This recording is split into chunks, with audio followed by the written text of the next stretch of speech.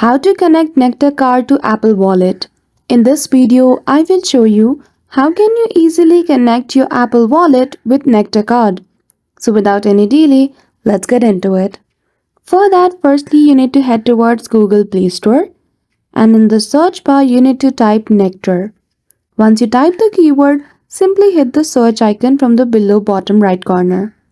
Once you click on it, at the top you will see this application. Simply install it. Once you have installed this application, all you need to do is create your Nectar account if you don't have one. And once you have created your account, you will be able to find your Nectar card. And after that, in Nectar application, you will see this feature that is ready to scan.